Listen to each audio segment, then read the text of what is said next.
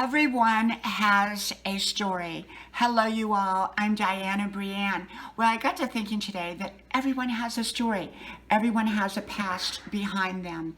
And often when we first meet someone, we often don't realize that they too have a story just like we do. As relationships grow and develop, often we get to understand that story better.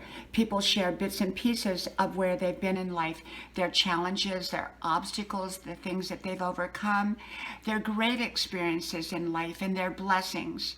And yet, when we first meet somebody, we most often do not know those aspects about who they are.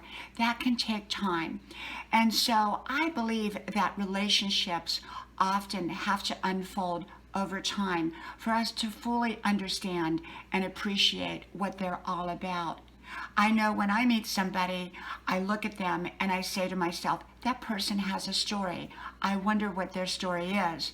I can guess, I can imagine, and yet until I get to really know that person, I'm not going to really understand their story because everyone has one.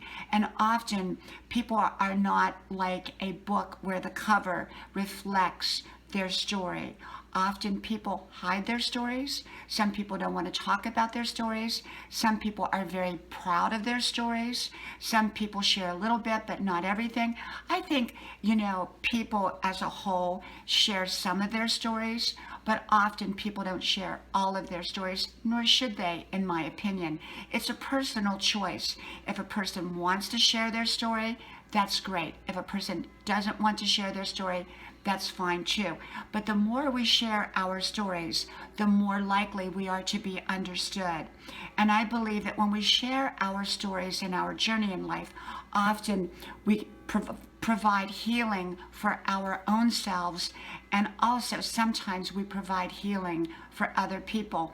Many people can identify with our stories and what we've been through. Some people cannot. Some people won't approve of your story, and other people will embrace your story.